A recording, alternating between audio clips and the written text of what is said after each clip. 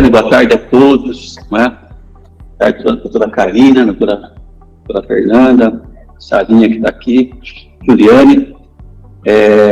Mais uma vez nós estamos aqui, né? Apresentando uma live aqui na Soban. Nós temos esse propósito, né, de estar fazendo periodicamente, normalmente uma vez por mês, uma live para apresentação de algum tema importante, de algum assunto que está aí meio que polêmico, né, e que às vezes está incomodando um pouco aí normalmente aí as pessoas. Já falamos aqui sobre a CIPA+A, já falamos sobre a reforma tributária, falamos sobre assédio moral, que agora é uma obrigatoriedade, né, por parte das empresas fazer treinamento para os empregados. Falamos sobre recuperação de tributos, enfim, a gente vem falando de vários temas aqui, né, que normalmente estão aí em moda, estão aí acontecendo, e hoje nós temos esse também importante tema, né, que tem em vista aí a reforma tributária que está aí para ser aprovada já recentemente, e vai ter aí uma majoração de tributos, né, tanto na parte de consumo como na parte do patrimônio, da herança. A gente vai estar falando isso aqui. A gente achou melhor, então, estar falando um pouco dessa questão da importância do planejamento sucessório patrimonial, né, diante desse eventual quase certo aumento que está chegando aí, né. Eu também agradeço muito, né, a diretoria da Soban, né, a pessoa do Gibson, presidente, o Fernando também, que está aí, que é o vice-presidente, e, enfim, por ceder esse espaço e permitir essa parceria aí com o nosso escritório, né.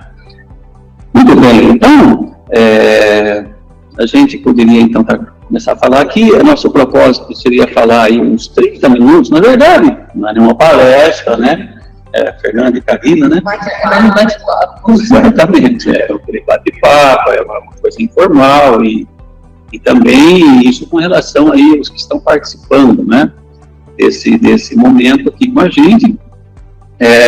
A ideia é falar aqui uns 30 minutos, mais ou menos, né, por aí, 30, 40 minutos, e depois a gente faz uma abertura, como das outras vezes, né, para participação, para comentários e bate-papo também aí. Pessoal, se alguém quiser já no transcurso aí da exposição também falar alguma coisa, pode também, fique à vontade, né. Mas para organizar o nosso tempo aqui, normalmente a gente deixa mais para o final o bate-papo com todos, né. Pode usar o chat, né, pode usar o microfone, fica muito à vontade de estar falando aí. A contribuição de todos, de cada um, será muito bem-vinda, né, porque as coisas estão acontecendo, a gente fala, né, nós estamos construindo esses conceitos, esses pensamentos, essas ideias aí, e aí, então, quer dizer que não é nada ainda certo, mas é o que está aí, vindo, né, é o que promete, e por isso a gente tem que se preparar para isso, né. Passar, Fer, então... Aí, então, agora é a Karina, né, que vai dar uma parte. Boa tarde a todos, sempre bom estar aqui com vocês, trocando conhecimentos. Então, vamos tratar um pouquinho agora sobre a questão da reforma tributária, né? Como amplamente divulgado e tratado, nós estamos aí na iminência da aprovação da reforma da tributação sobre o consumo. Essa aprovação prevista agora para outubro de 2023. A reforma tributária, essa proposta, prevê-se a supressão de 5 tributos, IPI, PIS, COFINS, ICMS e ISS, para a criação de 2 novos tributos, CBS, a Contribuição sobre Bens e Serviços, e o IBS, o Imposto sobre Bens e Serviços, além do imposto seletivo, que incidiria sobre produtos que causem aí mal à saúde ou ao meio ambiente. Então, esse é o foco central aí dessa proposta de reforma tributária. Mas, além disso, essa proposta, ela prevê também uma alteração no ITCMD, que é o famoso aí, imposto sobre a doação e a herança do patrimônio, também prevista para aprovação em outubro de 2023, Só estamos aí aguardando para saber se essa vigência, né, da progressividade no ITCMD na alíquota, ela ocorrerá em 2024 ou 2025. Mas a alteração em si é com relação à alíquota do ITCMD. Hoje, essa alíquota ela varia de 2% a 8%. Ele é um tributo, um imposto estadual, então cada estado determina aí a sua própria alíquota. Normalmente é uma alíquota fixa, independentemente do valor do patrimônio transferido, seja em razão de falecimento, né, pelo inventário, ou seja em razão de doação. No estado de São Paulo, a alíquota é de 4% hoje. Mas essa proposta de reforma, ela prevê a criação de uma tabela progressiva obrigatória. Então, o tributo, o ITCMD, a alíquota, ela pode partir de 4% até 8%, a depender do valor do patrimônio a ser transmitido. Então, essa é uma operação muito significativa, né, em sendo aprovada, né, doutor? Porque vai, em alguns estados, vai dobrar a alíquota incidente, além dessa progressividade. Então, quanto maior o valor do patrimônio transmitido, maior a alíquota a ser aplicada aí em razão da transmissão do patrimônio, tanto em razão da herança, como em razão da doação. Então, nós vamos ver aqui alguns exemplos de estados em que haverá certamente o aumento aí do ITCMD por conta dessa progressividade da alíquota. Então, por exemplo, aqui, né, a alíquota de 4%, ela seria aplicada no caso da transmissão de bens de valores até R$ 303.303. Aí, a gente vai partindo para os aumentos. Aí, 5%, por exemplo, bens de valor entre R$ 433.291 até R$ 866.580.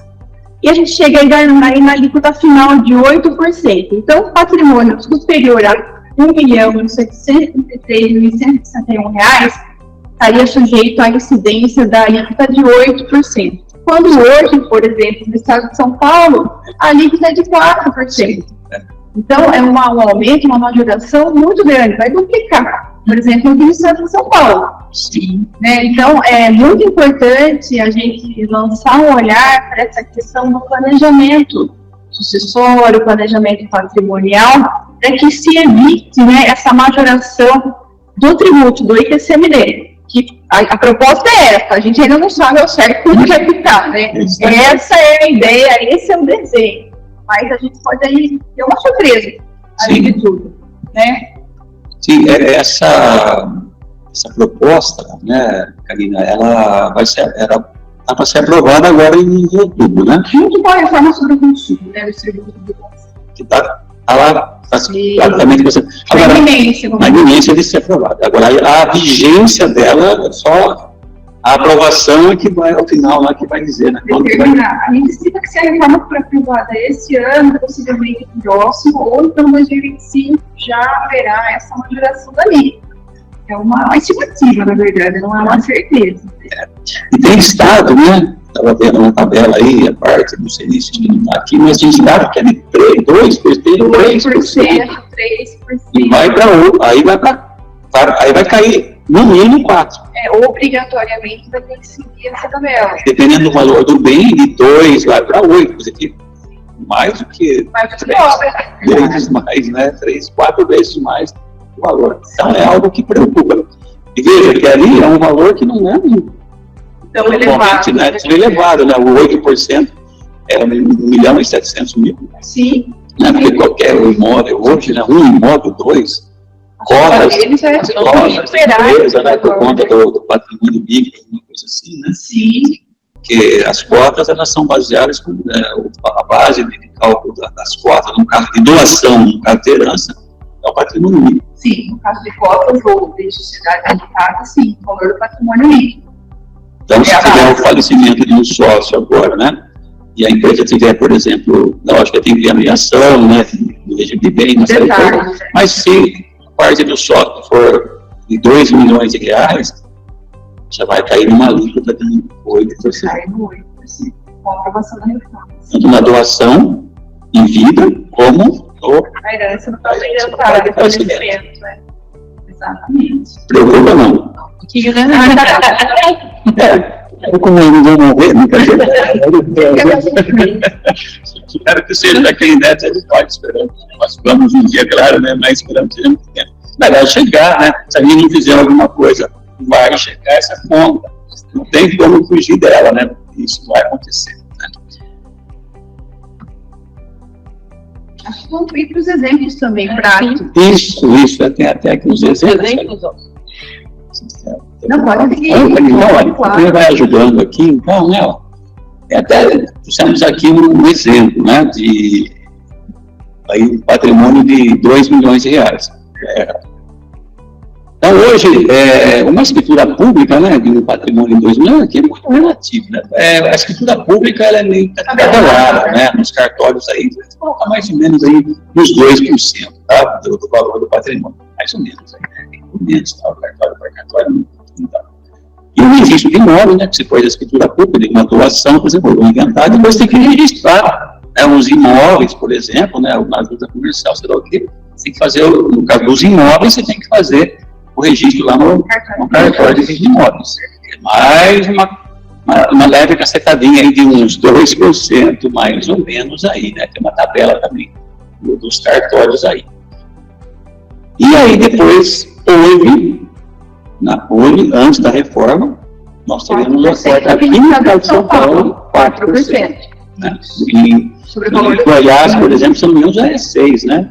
Coisa assim, a coisa é 2%, enfim. Mas São Paulo seria 4%. Então, nesse exemplo aqui, teríamos R$80 mil em TCMD. Sim. É no caso tanto da herança como da doação. Com a reforma, veja, com a reforma já iria para, em qualquer estado, nessas condições aqui, em qualquer estado, o patrimônio de 2 milhões vai para 8%. E aí teríamos uma despesa aqui de R$160 mil só de imposto. Depois, se for aí, no caso do inventário litigioso, né, a gente está falando no caso de consensual, tudo beleza, tudo certo, não tem discussão nenhuma, né, os herdeiros maiores, capazes, todo mundo combinou, tá?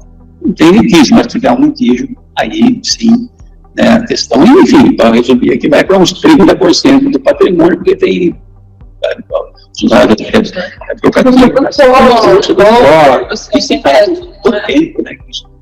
velocidade, desgaste nacional. Vai quase 20 anos. Tem cargos, sim, orientado. Sim, com certeza, 20 anos. Não é muito raro, não, né? E aí também tem o caso do ganho de capital, né? Porque, por exemplo, se a gente não tomar cuidado, uma doação, uma herança, por exemplo, um inventário, lá estava declarado um imóvel lá por R$100 mil, né, na cotidiana do falecido, né? Depois, às vezes, se atribui um valor para fins de herança de R$1 milhão, tem 15%. Né, de ganho de capital, né, que se não tem como fugir hoje, né? O FIPO, ele pega mesmo nisso, né? Porque o cartório, quando se faz o inventário, ou na justiça agora, ou no cartório agora, o cartório é obrigado a informar a Receita Federal toda a operação, né, de inventário e envolve imóveis, né? Que é um documento chamado, você faz uma compra do imóvel, por exemplo, tem o DOI, né? As operações imobiliárias. Operações imobiliárias, né? Você fala que dói, né? Dói mesmo, porque ela é uma coisa que deixa a gente preocupado, né? Fazer tudo nos trinks, senão não vai ser muito ruim. Então, veja só, isso aqui seria o custo, né, de uma situação hoje, e se tiver a reforma, ele vai encarecer. Né? Veja ali, 160 foi para 240 mil, um exemplo aqui, né, de 2 milhões de reais. Né? Agora, vamos imaginar aqui, colocar um outro exemplo, acho que é o próximo aqui, isso, outro exemplo, doutora Karina, né? Doutora Fernanda, no caso da gente fazer um planejamento na sucessão, planejamento patrimonial e sucessão desse patrimônio, né? De forma planejada, quer dizer, não esperar a morte em vida E você vai fazer, obviamente, por meio de doação, transferência, mas de forma planejada. Olha o que acontece. Né? Você não precisa fazer por escritura pública, porque daí você está colocando o nome de um contrato social, que aí você está falando, né, está criando aí uma pessoa jurídica, uma administradora de bens, né, imóveis, uma sociedade, pode ser um que se chama holding, né, e uma administradora de bens. Né? Você faz por contrato social, não paga escritura. Aqueles 40 mil reais lá do outro já não paga. Né? O registro de imóveis, sim, aí não tem como. Mais uma vez só. Porque, veja, você vai doando e transmitindo imóveis, cada vez que doa ou falece, vai ter custo de imóveis. Mas você coloca seus imóveis, né, numa administradora de bens, daí para frente você vai trabalhar só com transferência, no caso de doação ou de morte, de cotas. Os imóveis, eles vão junto. Cada vez que falece, cada vez que doa, eles vão junto com as cotas. E o cartório de registro de imóveis não tem nada a ver com cota. Né? É junta comercial. É junta comercial. Não passa daquelas taxas de registro na junta. Aqueles 40 mil reais lá, você paga uma vez só, porque é a única vez que se transfere para a roupa, tem que pagar. Depois disso, não paga mais. Né? E o ITCMD, aí olha outra coisa boa também, que seja 4%, seja 8%, num planejamento sucessório, a gente consegue fazer isso, né? Obviamente, aí tem todo um planejamento, né? Consegue fazer isso por zero. Dependendo do estado, a questão de conservar, se joga, né? O limite da emissão. Isso, e outro ponto também, hoje, nós estamos levando em conta aqui, isso é bem claro. Isso é a legislação atual. Atual que existe uma faixa de isenção. Né? São Paulo tem uma faixa de isenção para a escala muito pouco, né? Para outra. Mas aqui no estado de São Paulo, quanto tempo? Não? 2.500 peças que vale R$85 mil aproximadamente. R$85 mil, isso é pouco. Até 85 mil, a gente pode fazer a doação, né? Que, por exemplo, tem a cada 2 anos essa isenção, cada 3 anos. Em Minas Gerais, por exemplo. Isso, em Minas Gerais, então só para também deixar claro, mas assim, dependendo do estado, a cada 2 anos, a cada 3 anos. Cada ano? Depende da situação. Em São Paulo então, R$85 por ano. Tá? Então, se a gente consegue, veja só, a gente consegue transmitir 85 mil cotas para cada, por exemplo, no caso de fazer um planejamento para a adoração dos filhos, né? Tenho 3 filhos, por exemplo, né? Depende do caso, né? Mas eu tenho as cotas para doar, mas tenho em casa, que alegria, tem 3 maravilhosos filhos. Eu posso doar 85 mil cotas para um, né? 85 mil cotas para outro, 85 mil cotas para outro, né? Dentro do mesmo ano, 2023, por exemplo. Chegar em 2024, 85 mil para um, 85 mil para outro, 85 mil para outro, certo? Você fala, poxa, mas um patrimônio aí de 10 milhões, quantos anos, quanto 85 você vai ter que, né? 85 vezes 3, no meu caso, vai dar, vou fazer a conta, sei lá, vai dar 70 mais os quebrados, 250 mil, né, por ano, por exemplo, são 3, são 2, dependendo do regime também, pode dobrar isso, né, separação total, enfim, uma série de coisas aí, mas é uma média aqui, né. Então, se eu fizer isso, posso fazer, eu faço então essa doação dentro do regime. Você fala assim, pô, você vai levar, você tem um patrimônio de 10 milhões, vai levar quantos anos? Acontece que, né, aqui existe uma situação, obviamente, que o fisco também, né, aqui não é enganar fisco, não é planejamento tributário, não é evasão, é elisão, né? Acontece muitas vezes que pela legislação federal, você pode integralizar os imóveis, né, os 100 mil reais, por exemplo, e é esse vai ser o valor do patrimônio líquido dele, vai ser a base do patrimônio líquido, 100 mil reais. A legislação federal permite que eu integralize, ou que eu venda, que o valor está no inventário mesmo, né, o valor contabilizado ou o valor declarado, para que não tenha o ganho de capital. Isso é possível dentro de um planejamento, né? Então, resumindo, esses 85 mil cotas não quer dizer que são 85 mil reais. né? São 85 mil cotas, no valor de R$1 cada cota, 85 mil. Só que, aí no caso, o patrimônio, os imóveis, eles vão juntos, né, por esse valor aí, né, por essa cota. Por exemplo, 85 mil cotas, que equivale a quanto de imóvel? Aí é o que é, né? Então, essa é uma grande situação. Então, você não vai levar 10 anos, né? Você não vai levar 20 anos para transferir 10 milhões. Porque você está transferindo cotas, né? E o valor dos imóveis, às vezes, é muito maior, então, de 85 mil cotas. Ok? Essa é uma situação aí, né? Lógico, aí, agora, isso aí que foi criada uma delegacia especializada, né, novo, conhecido regional, né, aqui no estado de São Paulo. Depois aí da virada do ano aí, foi criada uma delegacia especial para assuntos tributários, no caso de situação de inventário, né? Não sei o que vai acontecer se vão estar olhando para isso. Mas, enfim, é algo que a gente vem fazendo há muitos anos, dessa forma, e é legal, né? Não sei como é que vai ser, talvez, a interpretação disso, mas deixando isso muito claro. Mas, enfim, veja, aí consegue, então, estar fazendo isso de forma planejada e não pagar nada de forma planejada, legal, dentro da lei. Isso é elisão, não é evasão, é elisão fiscal. Elisão fiscal tem contadores aqui, né? O Givaldo está aí, sabe que é uma elisão, mais que nós, o que é uma elisão fiscal você planejar e pagar menos tributos. Você não é obrigado a pagar mais se você tem formas e vias dentro da lei para pagar menos, certo? Estou falando uma coisa aqui, né? Então tá bom. Se eu falando uma coisa errada, pode puxar a orelha aqui, né? Mas não agora, né? Custo de inventário não haverá, por quê? Porque não vai ter inventário, né? Na medida que você foi doando isso em vida, quando falecer, não tem mais nada, né? A única coisa que reserva para a gente é o usufruto. A partir disso, a gente libera o usufruto e acabou. Não tem inventário mais, então não tem custo de inventário. E não haverá ganho de capital também, né? Que é tudo planejado. Bom, então, daquele valor lá, hoje a situação aqui é bem menor, né?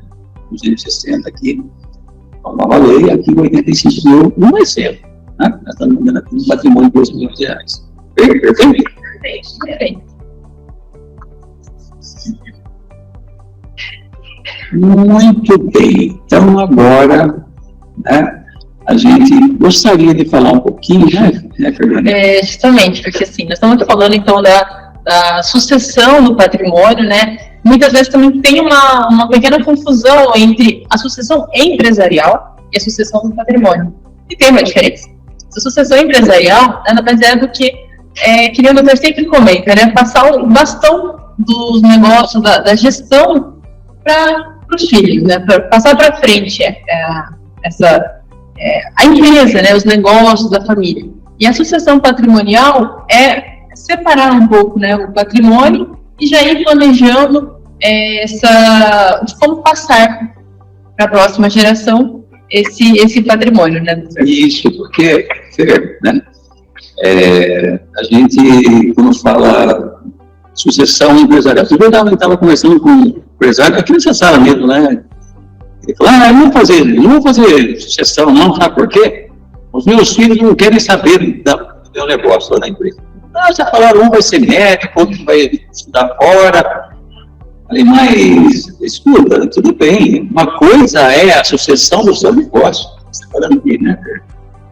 Ele vai falar, vou ter que vender, ninguém vai continuar, vou morrer e vai acabar, vai fechar, eu vou ter que vender. Tudo bem, é verdade mesmo, né? Mas uma coisa é suceder o negócio, passar a gestão, passar o bastão, capacitar os seus herdeiros para continuar o seu negócio. Tem empresa de comércio de pneus, de recuperação de pneus, de venda de pneus, não sei o que, você vai estar gerando né, pessoas capacitadas, os seus herdeiros, sucessores, para continuar esse negócio. Só que é verdade, os seus filhos não querem, né? E mesmo que eles queiram continuar com o seu negócio, Mas uma coisa é você fazer a transferência do negócio e outra coisa é você transferir o seu patrimônio. Né? Então, esse que não vai ter, os filhos não vão querer dar continuidade da empresa, mas o patrimônio dele, acredito que os filhos não querer. É claro. Sim, pode ser que o negócio não queira, né? Não quero continuar esse negócio, não vai, quero outra. Porque um vai ser professor, vai estudar física, outro vai ser músico, outro vai, né, vai estudar para fora. Então, ele vai continuar, verdade. Mas aí o patrimônio do pai, mãe, o avô e a avó construíram. Isso aí tem planejado para frente. Porque isso, aquelas tabelas que nós colocamos ali, esse aumento que nós estamos falando, não é do negócio, é do patrimônio. Então, o planejamento que a gente fala não é a sucessão, tudo bem, você pode pensar numa sucessão empresarial também é importante. É capacitar o pessoal a treinar, enfim, né? Botar lá para aprender a administrar e não sei o que e tudo mais. Né? Você está preparando para dar a comunidade no negócio, se quiser. O sucessor, de herdeiro, sei lá. Mas o patrimônio é outra coisa. Então, a sucessão patrimonial é uma coisa que a gente faz diferente, né? Ela serve porque vai sendo levado adiante. E a gente tem que separar. Ela nem sempre, né? Olha lá, senão a senhora vai encher o saco. Nem sempre os herdeiros querem seguir a vida no negócio da família. E aí, então, vem a segunda parte aqui, né? Uma oportunidade da nossa conversa, né? Então, o que a gente faz, então, né? O que é a ideia, né? Justamente, criar uma estrutura. Então, vamos lá, separar o que é o patrimônio da organização, da empresa, para evitar essa confusão, né, doutor? Isso, e até porque, né, principalmente, uma coisa que a gente está focando aqui é a questão da proteção do patrimônio. Quando a gente fala de fazer esse planejamento patrimonial, a gente também fala da proteção que é necessária do patrimônio. Quando o patrimônio está misturado com o seu negócio, tá? O imóvel, ele pertence à pessoa jurídica que vende pneus e que o cara vendeu. Então, esse imóvel está no risco. Se der algum problema na sua empresa, né? Por mais que você queira gerir, né, administrar muito bem seus negócios, tudo certinho, os contadores estão aqui. Não é fácil você entender a legislação tributária hoje, por exemplo. Né? Mas com a intenção para fazer tudo certo, pelo amor de Deus. Como você entende hoje uma legislação que é um cifural de coisas emaranhadas, depois que muda toda hora? Dá para acompanhar também? Não dá nem para acompanhar nós, né? Você da área tributária, enfim, não dá muito para digerir aquilo, para entender. Se classificar o produto numa tabela típica, por exemplo, é um inferno. Tem que ter um laudo de engenheiro profissional, muitas vezes técnico, para convencer, para se ver uma fiscalização falando, tem um laudo, eu falo, é isso aqui, ó. O senhor fiscal não vai falar que é outra coisa. O fiscal fala, não, é outra coisa, assim. Você ficou 5 anos, né? Pagando o tributo de uma classificação que você achava que era certa, e não é. Né? O ICMS mesmo, quando nós vamos falando aqui também sobre o FAO, eu lembro que muitas vezes está sobre o FAO, vocês que estão aí nesse ramo de segmento de operação de pneus, você compra insumos de outro estado, você tem que pagar a diferença, né? Se for consumo, não é para consumo, insumo é consumo, né? Aquele, pelo amor de Deus, né? A doutora daqui que sabe o que é. Então, você fica à mercê. Trabalhista também, né? Sabe que os riscos trabalhistas que nós, os empresários, estão sujeitos à questão ambiental, questão administrativa, questão de fornecedor, questão de consumidor, questão de acidente, muita coisa. Por isso, então, o doutor está falando aqui, né? Falando. Aí é melhor, então, a gente fazer uma segregação, colocar um mundo, dar um risco no meio aqui, ó. Vamos separar, gente, porque vamos fazer uma organização operacional e uma organização patrimonial. Né? Temos um patrimonial para ter os imóveis. Os principais bens, né? Os principais bens podem ser, então, os imóveis, os maquinários. O maquinário, mais importante, mais significativo, ações, aplicações, né? Excelentes, mundos e tal. E ali, para não ficar no risco. Se não vai enganar ninguém isso daqui, muitos falam, mas está indo, não é enganar ninguém, é se proteger. Está lá, para ele, de prevenção, organização, proteção, segurança jurídica, planejamento, redução tributária, sucessão, isso tudo nós temos que pensar, isso, proteção. Porque o empresário, ele abastece, tem uma função social muito importante, né? Ele gera emprego, ele arrecada tributo, ele fornece o mercado com bens e serviços.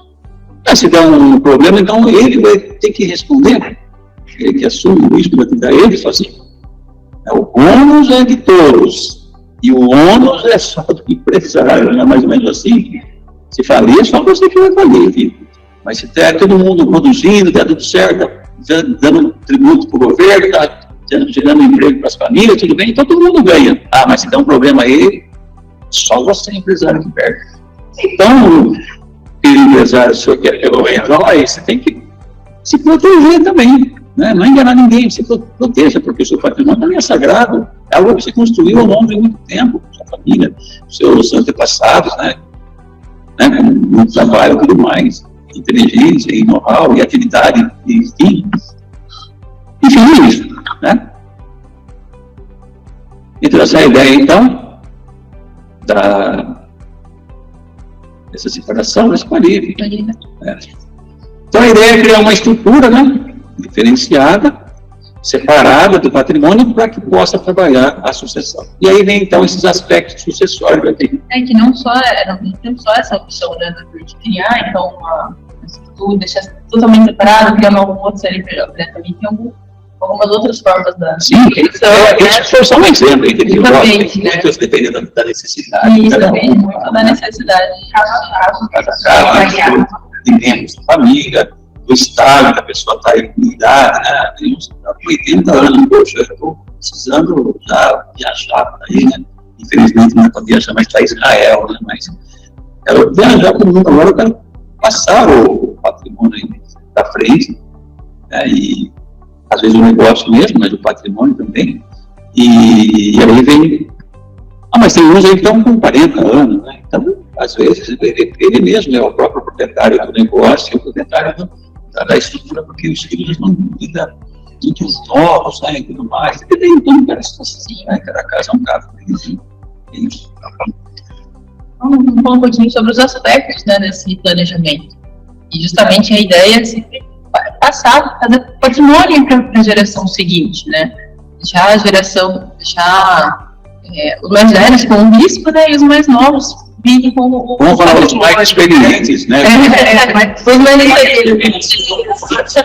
Por quê? Porque acho que é o padrinho aqui, isso tem a ver com os herdeiros respondem até as forças da herança.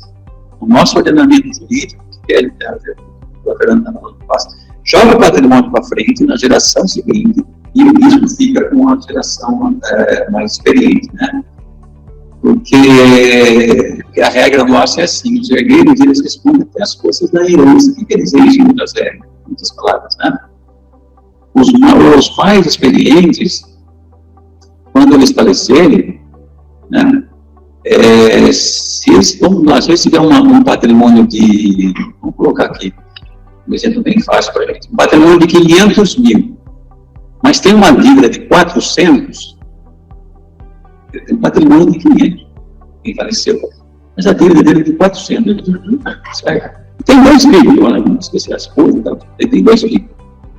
Então, 500, quando ele morreu, ele tem um passivo, a lei fala, para você fazer um inventário e transmitir os bens para os sucessores, você tem que pagar todas as suas dívidas, certo? Senão você não consegue. Se fizer isso daí, o superior de bem pega de bola, tudo, faz tudo a sua para os herdeiros.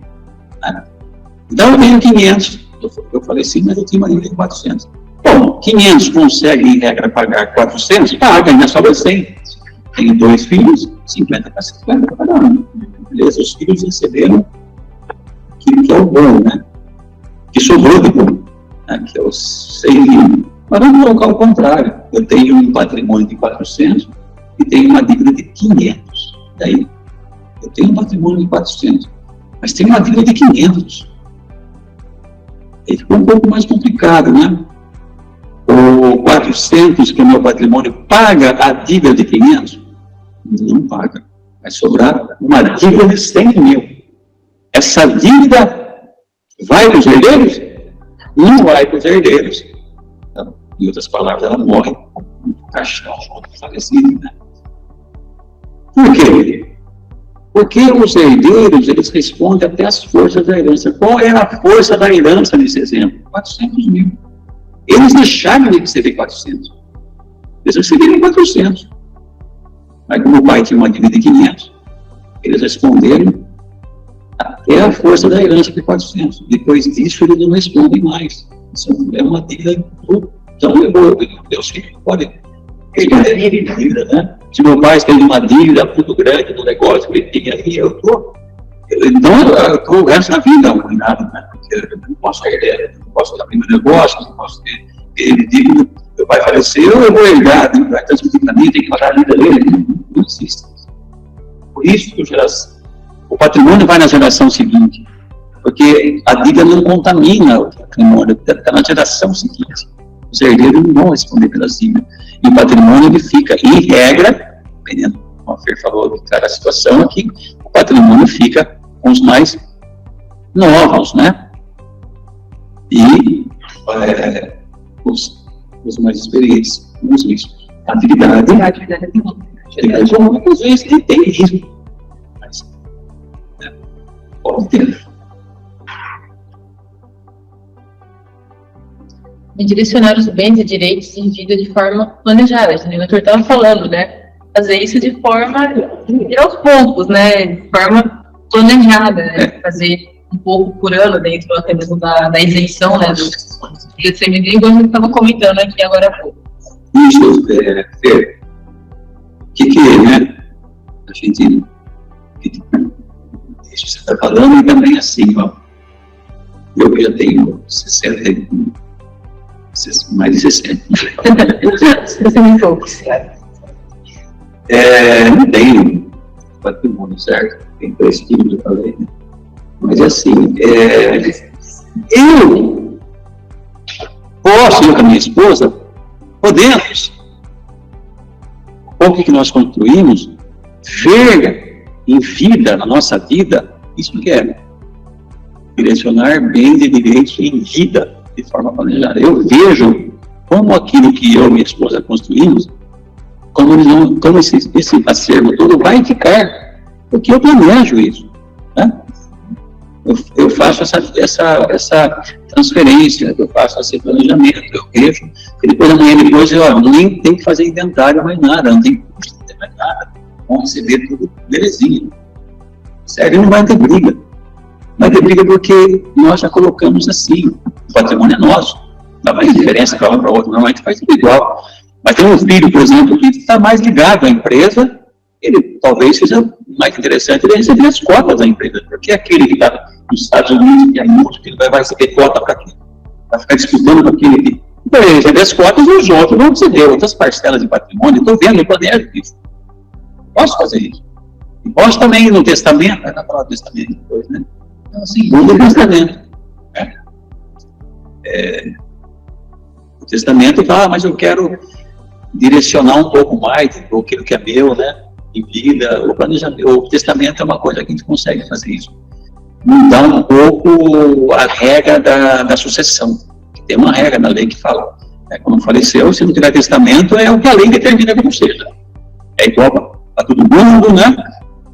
E ponto final. Mas eu quero, em determinada situação, valorizar mais um e mais outro, ou um terceiro, ou que eu acho que eu não tenho direito, não sei o quê, porque ele está mais na empresa. Não, o testamento não consegue fazer isso. Isso é muito barato, né? Em termos de custo. Super barato, acho que não tem nada a ver com isso. Testamento não é inventário, não é nada. São documentos para o cartório, uma tabela lá, acho que. Por volta de R$2.000. R$2.000, pode ter 20 milhões de patrimônio que está ali em jogo. Não precisa nem colocar patrimônio, nada. O que é meu, e quando eu morrer, é mais ou menos assim, né? Eu quero que fique assim. Tem uma regra, né? Então, obviamente, tem que ter certinhas regras, mas isso só vai valer quando eu falecimento. Se eu ficar 20 anos. Então, é uma forma assim, os herdeiros ficam ali esperando, eles não estão falando nada, mas eles ficam esperando que quando eu planejei, quando eu falecer. também evitar inventários litigiosos, onerosos e morosos. Também como comentamos mais cedo, né? Muitas vezes um inventário pode durar anos e anos, e ser extremamente caro, sem contar a briga toda que acaba formando entre os próprios familiares, né? Muitos falam assim, mas você está recebendo um pouco mais, porque você é isso, você é aquilo. Então isso também é uma forma de evitar. Nossa, quando muitas vezes remete os herdeiros com 50, 60 anos de idade, irmãos com 60 e pouco, remetem tempo lá da infância, não é? Sim, só desgaste, briga. Maravilha, às vezes, né? Tem por causa porque o pai sempre deu mais atenção para você, não sei o quê. Então, agora, por causa disso, essa caneta aqui, eu quero que fique assim, e não assim. Outra coisa. Né? Fica anos e anos arrastando porque quer brigar. Mas que não, é morte, né? Então, evita também toda essa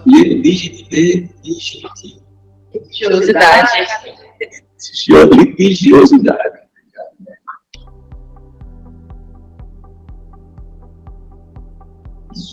Também sobre a morte dos usufrutuários, tinha-se o usufruto. E também, no caso, assim, que quando é feita a sucessão, né, também pode ser instituído o usufruto daquele que está fazendo a doação em vida. Então, o usufruto, a pessoa ela vai receber pelos frutos, né, do que está sendo doado. Então, doa-se a nua propriedade e fica com o que estiver recebendo. Então, por exemplo, quando é o patrimônio, né, doa-se a nua propriedade do imóvel e recebe os aluguéis. Falando da doação do imóvel aqui, somente como um exemplo. Mas podemos fazer doação de cotas? Sim, podemos fazer doação das cotas. Fazemos muito. Muito. E, inclusive, recebe, né, pelo... Isso, porque... Sim, o usufruto da cota são os lucros, né? Aquela administradora de bens. Porque a preocupação não é que nossa, mas eu vou doar o meu filho, mas e eu? Aquilo vai fugir do meu controle? Não, mas aí vem uma série de cláusulas, né, de ferramentas jurídicas que a gente pode dar total controle para aquele que tem o patrimônio.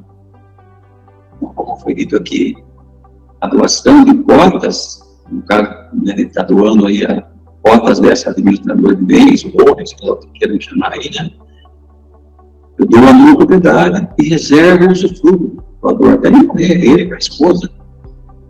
Então, todo aluguel, toda venda de imóvel que tiver naquela administradora de bens, quem é que vai receber? O doador. Então, é igual o testamento, mais ou menos assim. Fica ali, o que os seus herdeiros estão da ordem. São os espectadores, nós somos proprietários da minha propriedade, mas não podem usufruir. Tem direito a voto? Não tem direito a voto, e a gente vota, né? A gente coloca que o direito de voto é reservado ao usufrutuário, é quem doou, que vai votar lá, se vai vender, se vai comprar, se vai. É o usufrutuário. Administrador pode ser usufrutuário. Pode ser usufrutuário, que é o doador. Então, veja, ele fala, vou doar para o meu serviço. Mas é quase que é apenas um espectador, sabe? E só vai poder usufruir daquilo, né? Poder administrar e governar aquilo quando tiver o falecimento do doador. É igual um testamento. O testamento não é assim. Eu faço um papel, quando eu morrer, vai ficar assim. Lógico, o testamento, se você não fizer esse planejamento sucessório, você tem que fazer inventário, fazer tudo. Ele só direciona, mas ele não evita. Não exclui o inventário. O inventário atinge muitas vezes, arquivar e tal, mas a doação de cotas em vida, de certo mais, ela elimina o inventário. Elimina os custos dele decorrentes. Sim. É um testamento, como se fosse um testamento muito mais, assim, melhor, né, assim, em termos assim, de fazer com que os herdeiros fiquem uma expectativa. Quando o doador falecer, daí eles passam a usufruir. ser inventário. O testamento é isso também, uma expectativa, mas parecia aí tem que fazer o inventário para fazer valer o testamento. Acho que o testamento é importante também, se faz junto, mecanismo para direcionar, adequado também. Sim, fazer mesclado. Dependendo de cada situação, de cada interesse, necessidade. Exatamente. Agregado. Cada caso. Cada caso. Inventário de cotas seria um procedimento mais simples. Então, assim, caso também não dê para poder fazer a doação dessas cotas em vida, o inventário dessas cotas pode ser muito mais fácil, né? Então, porque você não está mexendo com todos os bens, você não está mexendo com os bens, todos os bens estão ali na hold, né, que a gente chama, na administradora desse patrimônio. Então, acaba sendo mais fácil fazer esse controle, porque não vai ter nenhum custo com os cartórios de registro de imóveis depois, né? Exatamente. Então, é só inventariar aquelas cotas ainda que ficaram permanecentes. Né? É muito mais fácil, né? Você inventariar a cota. Vai ser muito menos burocrático, mais rápido e menos custoso também. Porque, na verdade, você trabalha aquela história, mas você não mexe com o registro de imóvel, né? É vista. Você não tem que pagar aquelas custas, você vai fazer toda a tramitação lá na junta comercial. Menos oneroso e mais rápido. Muito mais rápido. Acabamos já? Nós também estamos acabando. A possibilidade de doar cotas dentro do limite de isenção do TCMD, né? Conforme nós falamos aí no começo. Reserva de usufruto vitalício das cotas para a garantia do doador. Doação com cláusulas da inalienabilidade, impenhorabilidade e incomunicabilidade. Quase um trabalhinho. Você falar, mas é um negócio muito bom, né? Justamente, né, doutor?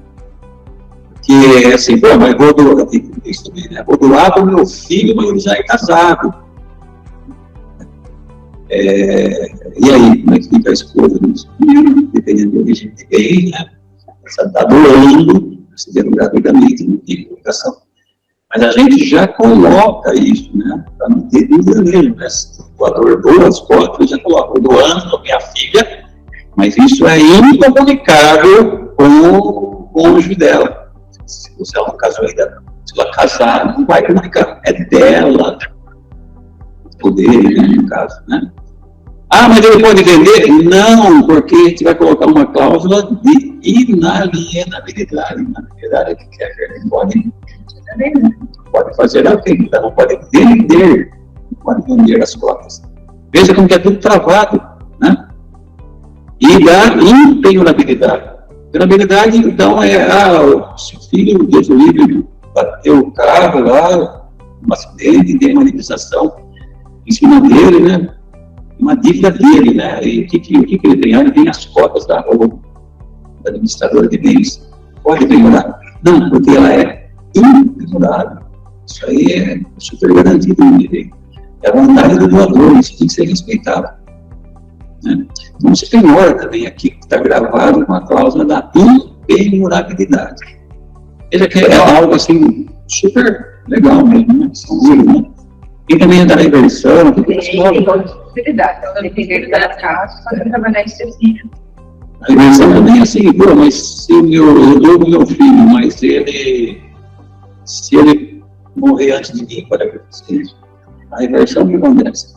Ao invés de ir, vocês estão adiante do filho, devolve o doador. E se o doador morrer antes, a inversão pega o efeito, e daí vai adiante. Tem que e tem outras mais, né? São algumas mais assim, mais usuárias, mas tem muitas outras também. A administração vitalícia, né? O administrador, o doador é administrador, enquanto ele for vivo. Administração vitalícia, depois de gritar aí, a gente pode também colocar um prazo determinado, por exemplo, que os filhos não podem sair da sociedade e falar, me dá o que é meu. Foi lá 25 anos, né? Ainda 25 anos, tem que ter prazo. Eu tenho 60, por exemplo, eu dou fazer uma prova de igual para meus filhos, eles não vão poder pedir a parte deles, né, pague as cotas deles, por esses 25 anos. Eu tenho 60, 25, até eu acho que está uns 40 aí, não sei, né, porque daí 85, enfim, né, estou dizendo que pode, ao máximo que você pode pôr, né, saiu 30, né, que era de regra, mas no entendimento geral, até 30 pelo menos. E o que queria ali, doutora Fernanda? Então, no caso da morte sócio-operacional, o sócio da patrimonial passa a ser a bola da vez. A sucessão da sucessão, né? Então, nós dois fizemos, né? Nós faz 20 anos e mais que nós fazemos essas coisas, já tivemos vários casos, está indo para mais de 3, né? Porque aí, veja, depois de 10 anos, 15 anos, os filhos já estão na hora de assumir a empresa está bem, está tudo jóia, tudo certinho, tudo redondinho.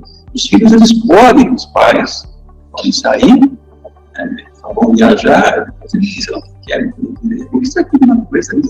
E os filhos entram na empresa, que é aquela parte operacional, né, do risco, só que daí os filhos já estão numa idade suficiente para estar recebendo o patrimônio. Não precisa falar bola deles.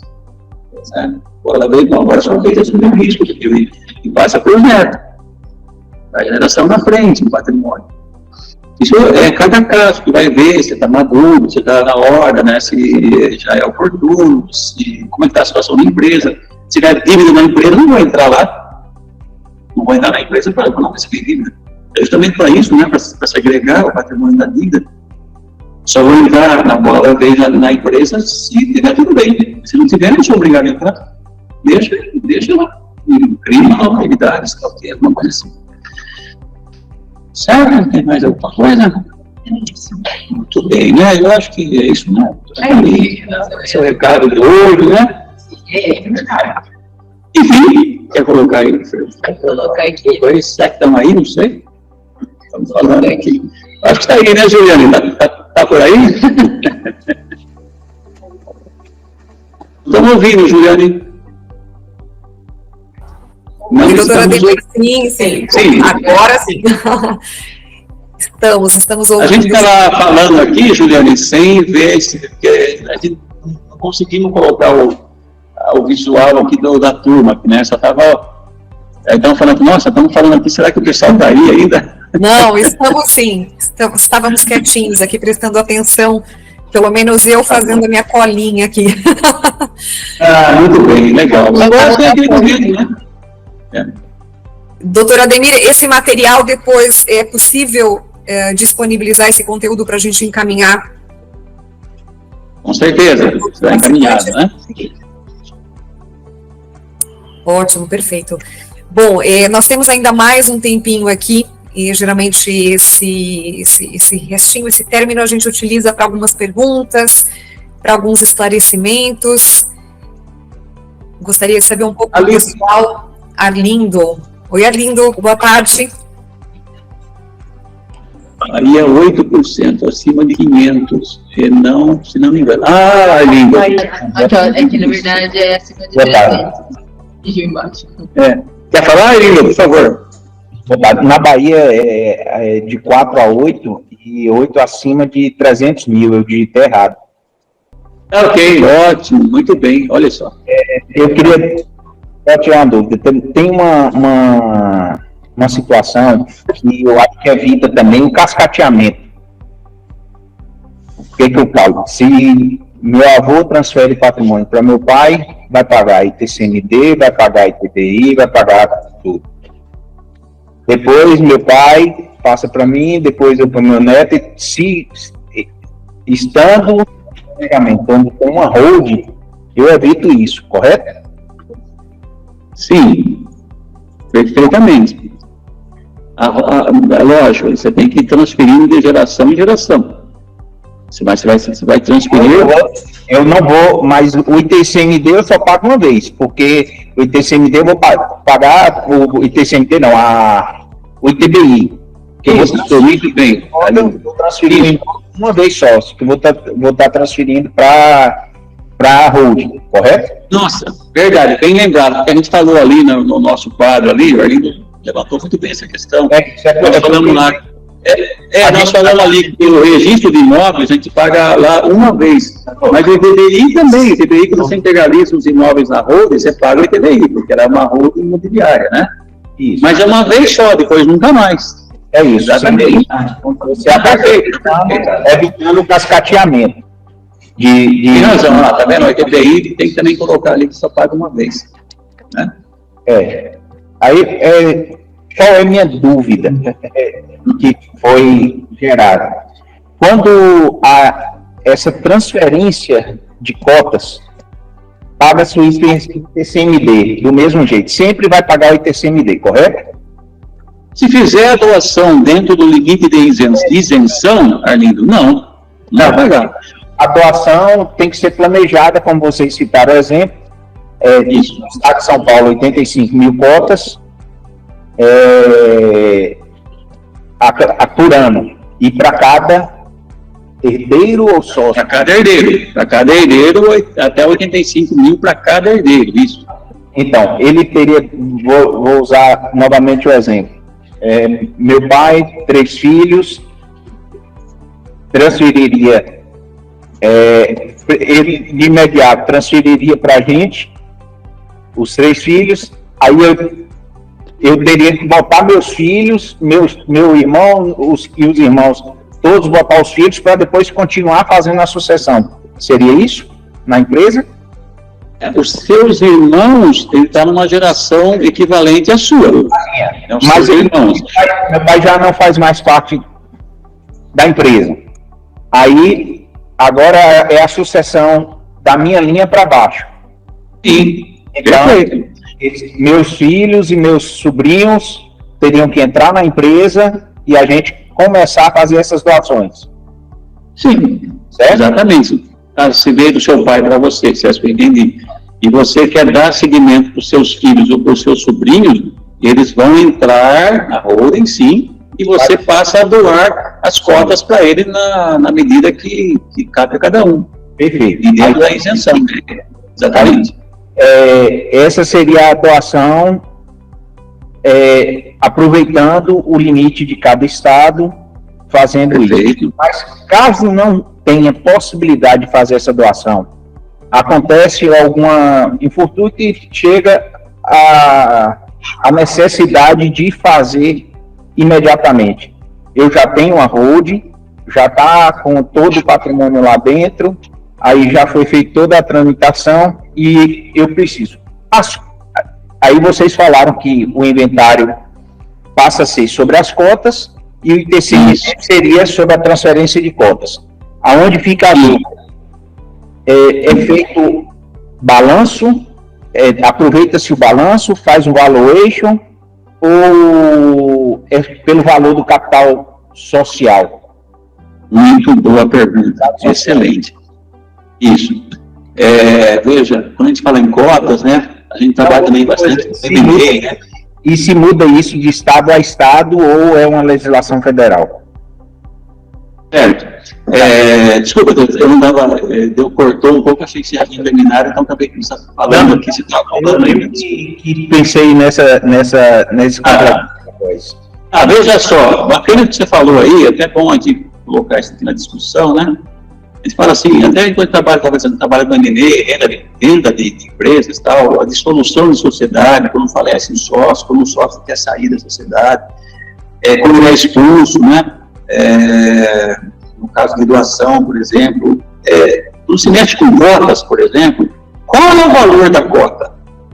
Né? Qual é o valor da cota?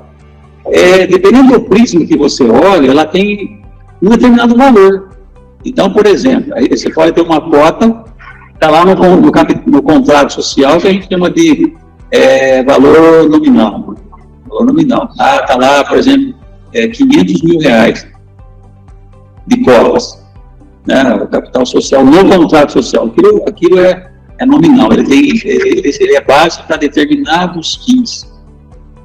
Aí você vai vender uma empresa. Quanto vale a cota? É o valor nominal? Não, pode ser o valor nominal, você tem que fazer uma valuation. Né? para ver quanto é o valor de cada bem ali, né, que compõe o ativo na empresa, levando também em consideração o passivo.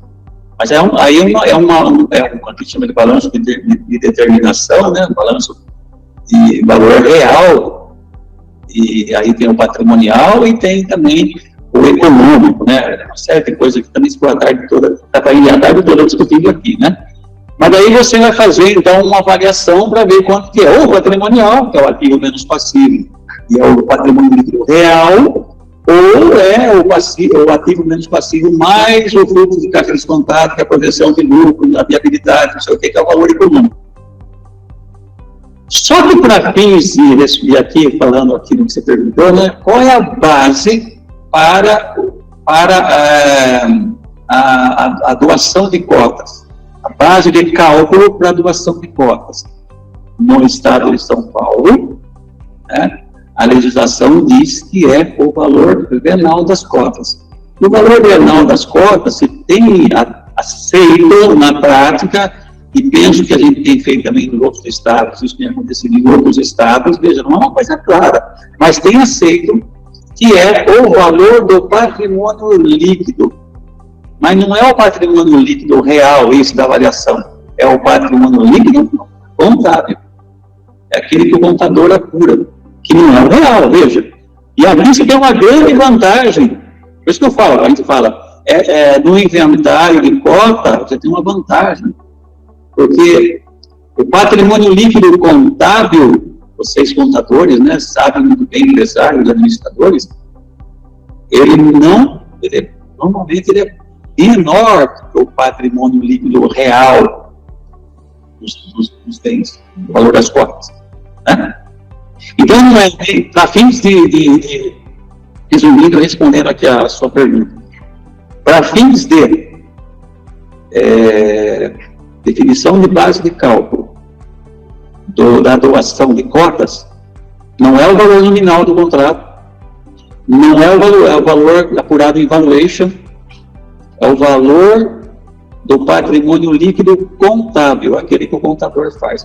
Faleceu agora em setembro de 2020. Tem fisco aí, aceita às vezes o último de dezembro, que é o anterior. Mas você pode também fazer a data do mês que ocorreu o evento, o falecimento, né? Um balancete, a doação. Normalmente a gente faz isso, né? A gente não pega o último lá do ano passado, mas a gente fala, não, faz caso de falecimento, no caso da doação, a gente fala, faz um balancete desse mês e da data, se possível, o mais próximo possível da data da doação, para não ter, né, o fisco não encher o saco, né?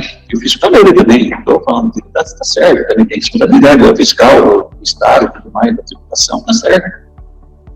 Então, ele vai respeitar, não sei se eu respondi para você, mas em regra, e a gente vê isso, como o IPCMD ele é estadual, não é uma lei federal, ela é estadual, mas a prática que a gente tem visto por aí é sempre o balanço contábil, né? O patrimônio líquido contábil.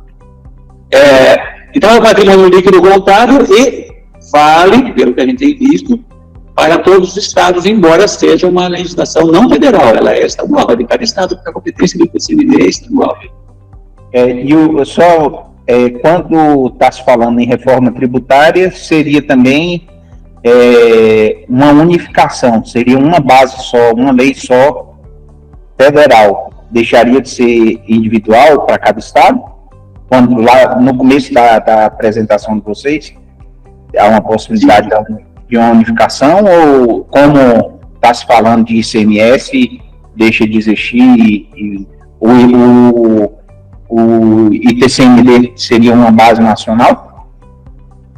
A gente tem visto até agora, não tem nada ainda certo, né? Não foi aprovado ainda, mas até agora o que a gente foi escrito é que seria obrigatório todos os estados adotarem a aplicação dessa alíquota progressiva de 4% a 8%. Mas os pormenores permanecem aí para cada estado aí definir e decidir para aplicação no seu estado.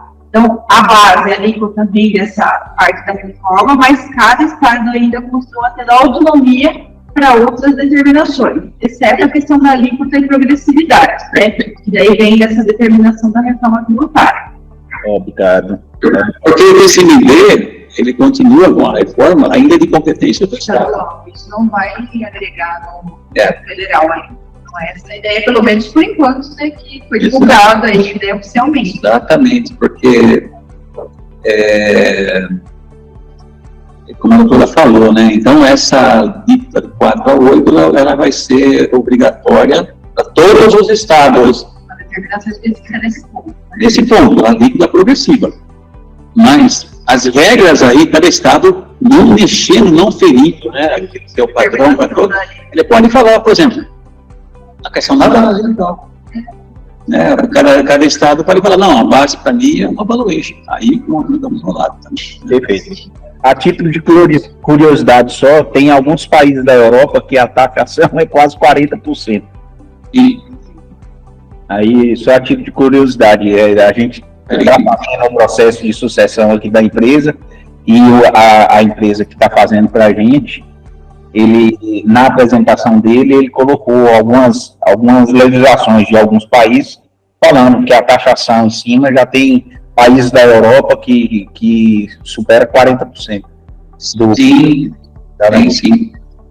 E tem um projeto de lei, se eu não me engano, acho que é do PSOL, né, que a gente vai estudando, vai vendo, acho que não vai virar, né, o projeto de lei, porque antes da reforma aqui estavam pretendendo, no caso da herança e da doação, de 16%. É um projeto de lei, se eu não me engano, acho que é do PSOL, né, é um desses partidos aqui, que tem esse viés aí, né, semelhante do PSOL, tá, salvo engano. Mas eles estavam num projeto já tramitando aí de 16, mas o que parece que está prevalecendo, então, é isso da reforma, que vai ser até 8, né, essa progressiva de 4 a 8. Bom, então, veja, bem tentativas aí, né, enfim, de estar criando uma carga maior. Acontece que esses países aí, né, você fala que tem país que é 40, até 30, mas a destinação é diferente, né, ali você tem retorno, tem investimento, né, tem toda uma infraestrutura, né, que atende a população, enfim, né, isso aí também, é aquela história, isso aí também podia pagar 30%, 40%, mas se tivesse escola, se tivesse saúde, se tivesse, para todo mundo tivesse pagar isso, pagar aquilo, pagar não sei o quê, pagar plano, você paga o INSS, mas tem que pagar plano, você paga salário de educação, mas tem que pagar escola particular, então não dá, né. Aqui já é alta a carga e ainda você não tem nada no Estado. Tem pouco do Estado, isso é complicado. Mas então, Arlinho, é isso, tá bom? Se tiver mais alguma coisa, muito obrigado. Sua participação foi muito interessante. Maravilha, obrigado aí pela atenção. Qualquer coisa, estamos aqui também, viu? Se quiser conversar com a gente, a Juliana tem nosso contato, e se quiser depois conversar aí. Obrigado pela atenção. Estamos à disposição, viu?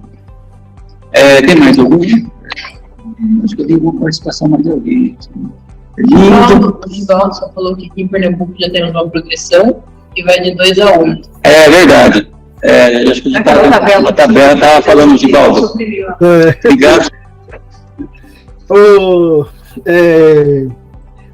Doutor Ademir, uma coisa importante, né, assim, e acho que os empresários também têm que ter em mente, a depender do tamanho do patrimônio, eu sempre dou orientação, né, para a pessoa, claro, ver o melhor formato jurídico possível, mas de ter duas holding, uma holding operacional, a holding que vai ser a dona do negócio, e uma holding patrimonial, porque a holding patrimonial ela é dona de imóveis, dinheiro, investimento, e uma holding à parte para ser dona do negócio, para uma não contaminar a outra, né? Porque às vezes o negócio acaba contaminando o patrimônio. Então, a depender do tamanho do patrimônio, não dá para ser por qualquer patrimônio, às vezes a pessoa tem um patrimônio pequeno, mas a pessoa tem um patrimônio ali, às vezes, acima de 10 milhões de reais. Eu geralmente digo, conversa com um advogado e vê a possibilidade de você ter duas holding.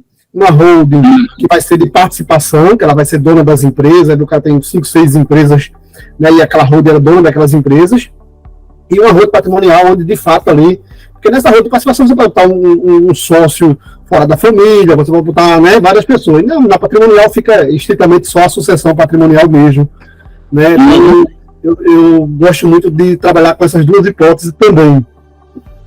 Perfeitamente, exatamente. até acho que quando a gente fez aquela estrutura, talvez não chegamos a falar isso aí, mas a ideia é exatamente isso. Dependendo da situação, Givaldo falou muito bem, né? Fazer uma holding de participação, uma holding operacional. Ela é a dona de várias empresas, né? Do negócio, uma de indústria, do comércio, do serviço, do transporte, do fornecimento, enfim. Isso aí ela controla os negócios. Isso é bom também, né? Que a holding não pode ser também dessa forma aí que você está falando. E uma holding que controla o patrimônio, né, de imóveis, investimentos, aplicações, ações, fundos. Pode colocar tudo numa só, tudo bem, mas também, dependendo da situação, às vezes é bom fazer essa... Mas assim, holding. Mas como você falou, às vezes a envergadura do negócio não conforta também com isso, né? Você vai fazer a sua empresa lá operacional, é uma empresa, ela continua ali, você faz uma administradora de bens, são duas pessoas jurídicas só, tem toda uma estrutura, tal, não sei o quê. É como você falou, patrimônio acima de 10 milhões, 15, 20 milhões, convém, interessa sim, tem muitas vantagens de fazer duas estruturas de holding mesmo, né? Eu separei dessa forma, um patrimônio maior do que 10 milhões e que tem pessoas não da família participando do negócio, né, que acontece em muitas situações, a gente tem um sócio que não é da família, então seria interessante se pensar nessa possibilidade. Eu vi que o senhor, na apresentação ali, eu vi o bracinho ali, eu disse, aqui dá para fazer as duas, a patrimonial e a operacional, vamos dizer assim. Muito legal, gostei muito da visão como um todo, né? E há uma forma realmente de se proteger. Eu tinha um cliente aqui, ele estava com 94 anos, a gente começou essa sucessão acho que uns 6 anos atrás, e ele estava com medo de dizer assim, poxa, eu posso partir e não vai dar tempo. E aí acabou, a sucessão já acabou, né? Ele fez um misto ali, ele pagava, aqui como a gente tem 2, 4, 6 e 8, então ele doava um pedaço para os 3 filhos, ele tem, coincidentemente ele tem 3 filhos, então todo ele doava no limite da isenção para os filhos, mas também botava ali até 2%, então eles, até 2% aqui é 200 mil, então ele fazia 70 e poucos mil, mais 200 para cada filho.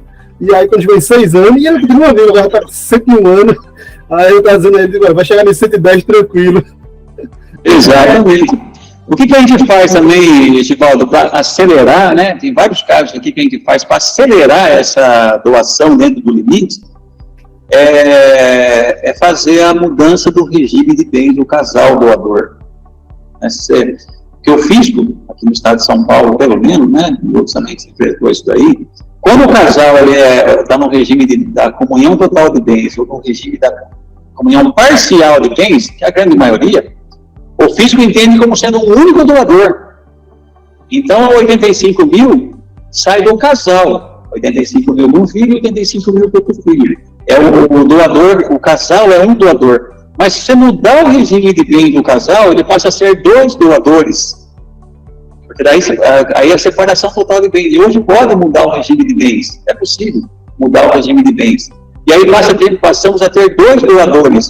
O que acontece? Dobra e acelera esse processo de sucessão dentro da faixa de isenção. Por quê? Porque o pai, por exemplo, ele pode doar 85 para um, 85 para outro, 85 para outro. E a mãe, no mesmo exercício, como é uma outra doadora, 85 mil para um, 85 mil para outro, 85 mil para outro. Veja como que dobrou. A cada ano você dobra o montante de doação, mas aí você tem que mudar o regime de bens. Isso é tranquilo hoje também, não é difícil. Né? É uma outra situação que a gente faz, fala, meu patrimônio é de 100 milhões, eu vou levar, sei lá, eu tenho 10, mesmo que eu tenha 5 filhos, vai levar um tempo para fazendo isso. Mas daí você dobra. E outra, tem uma série de outros mecanismos, né, para você estar fazendo essa doação também, né? A distribuição desproporcional de dividendos, por exemplo, né? E que os filhos, eles podem depois comprar dos pais, os filhos recebem, isso é possível também, eles estão numa mesma holding com os pais, a distribuição dos dividendos da holding, você pode fazer lá a combinação de que a distribuição é desproporcional, vai mais para os filhos, e depois os filhos compra a cota dos pais. Um pouco de doa e um pouco de compra. Então, aí também é possível comprar, né? Lógico, tem que tomar todo um cuidado, porque o fisco às vezes interpreta, né, de tem a interpretação dele e tudo mais, a gente tem que fazer tudo dentro da lei, dentro do olhar do risco também, para não ter problema, né? Mas tem uma série de outros mecanismos para a gente estar fazendo a aceleração desse planejamento sucessório aí, né? É verdade. Obrigada, Givaldo. Obrigada, doutora Ademir. Eu gostaria de saber se nós temos ainda mais alguns minutinhos. Mais alguém com alguma questão, alguma dúvida? Doutora Ademir, bom, nós temos um histórico de empresas da nossa rede de associados exatamente com esse perfil. São empresas familiares. Eu acredito que quando a gente também puder editar essa palestra e compartilhar com todos, talvez surjam aí algumas demandas, mas a gente, à medida que for recebendo aqui essas dúvidas, a gente vai encaminhando também para vocês para maiores esclarecimentos. Com certeza, estamos sempre à disposição pela Soban, né? Essa consultoria, né, essa orientação é sempre pela Soban, né? Seria o maior prazer para a gente podendo atender aí os associados, viu? Muito obrigada. Bom, pessoal, se não tivermos mais nenhuma dúvida, ficaremos talvez por aqui, então, né, doutora Ademir? Por nós podemos ficar até... Hoje não tem jogo do Palmeiras, então está muito... É complicado falar do Palmeiras. O pessoal já está com o pé na estrada, já, véspera de feriado. Isso mesmo. Tem isso também. É verdade. Então vamos dar uma colher de chá, né? Exato. A gente agradece muito, viu, Juliana? Se me permite, nós agradecemos. Muito obrigada, viu, doutora Ademir, doutora Fernanda, doutora Karina. Obrigada a todos que puderam participar. Givaldo, muito obrigada. Para quem não conhece o Givaldo, acessou um pouquinho depois, o Givaldo, ele que cuida de toda a contabilidade aqui da Soban, e o Givaldo também tem esse perfil estratégico, a gente acho que vai trocar mais ideias aí com ele, né, Givaldo? Com certeza, Juliana, estou sempre à disposição, tanto para a Soban quanto para os associados aí, em qualquer dúvida na área contábil fiscal, aí pode contar comigo que a gente está auxiliando. Tá certo, muito obrigada. Então, uma boa tarde a todos. Nossa tarde também, Juliana, viu? Muito obrigado, tá? Mais uma vez aí pela oportunidade, pelo espaço, né? Agradeço você, Juliana, sempre aí pronta e fazendo as coisas acontecerem, né? A Sara aqui na parte do escritório também, que organiza. A Karina. Obrigada, Sara. Eu agradeço, Juliana. Prazer em conhecer ela. Fica nos bastidores aqui, né? Não quer aparecer. Nem aparecer, não vai estar a cara aqui. Não, tá. Daí o Givaldo também, prazer, viu, Givaldo? Tenho ouvido falar muito bem de você, muito bem mesmo, viu, Givaldo? Então agora obrigado, prazer meu.